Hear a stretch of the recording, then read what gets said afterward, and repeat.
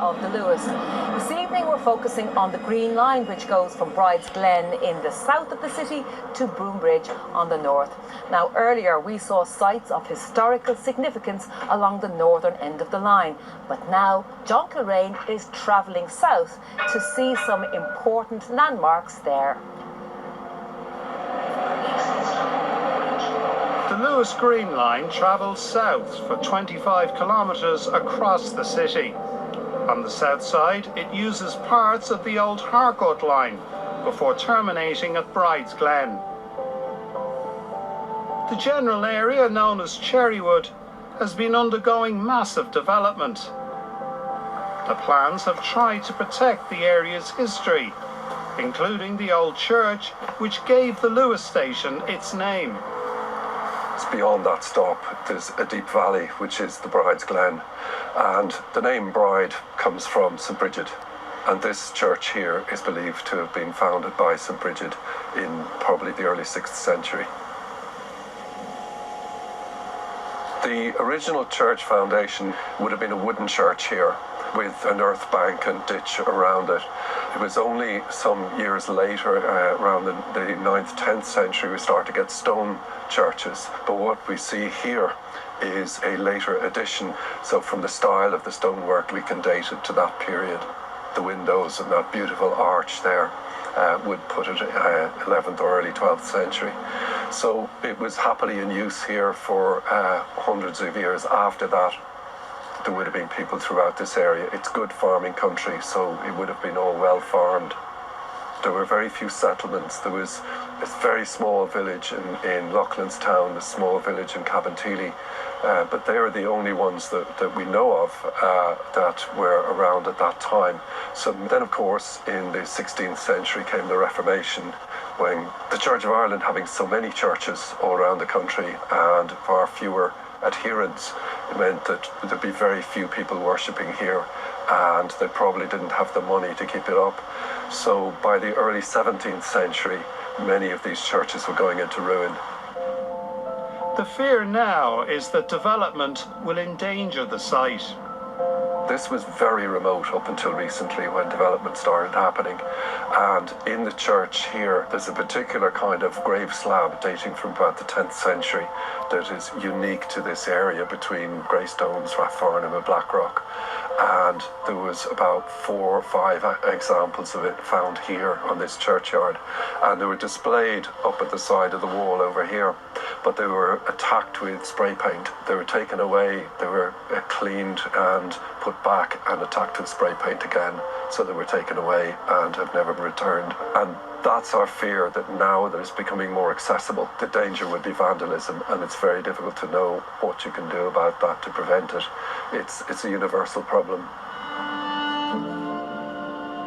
This cross beside the church is an example from the 19th century on how to protect historical heritage from infrastructural development. The granite cross with a wheel on it was moved in the 19th century. There was a landowner with a very large farm there called James Graham, and there's a plaque on the cross to say that he saved the cross. But I think it's evident that that road was cut down to remove a slope and the cross was in the way. And presumably the landowner at that stage, James Graham, made sure that the authorities doing the work on the road didn't just chuck the cross away, that it was maintained and put back where it had been before. Another ancient cross nearby is now facing a housing estate. Back in the 19th century, writers at that stage said in the figure on the cross, they could see that it was a bishop holding a crozier, and it was reckoned to be St Bridget, the patron of Tully Church.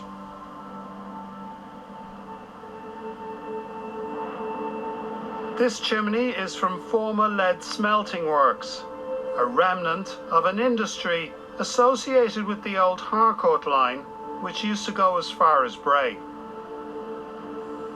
The mines started in the early 19th century, but this chimney was built in the 1850s because they were smelting lead here and processing it into pipes and rolled lead and all sorts of things. And the smoke from the smelters was polluting the ground around, causing cattle to die.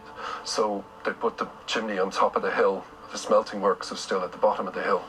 So there's a huge flue that goes all the way up the hill to get to that chimney. And it's 1,600 metres long, it's about a mile long, and probably the largest one of its kind ever built in the world. The connection here with the Harcourt Street line is that moving the lead from Wicklow to here from 1860 onwards came up the Harcourt Street line to Shankill station, and from Shankill station was brought up by wagon to the smelting works. With further line expansion planned, it remains to be seen how much of the old Harcourt line is used. When the Luas comes out to Bride's Glen at the moment, there are plans in the future to extend it onwards, but that section of the Luas and a lot of it is on the line of the old Harcourt Street line.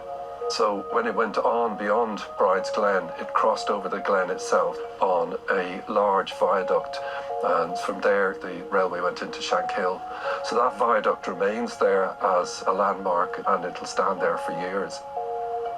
There's a possibility when they extend the Luas it might go over that, but I don't think that it will. As Dublin expands along the Luas line, efforts continue to protect some of the country's historical and natural heritage.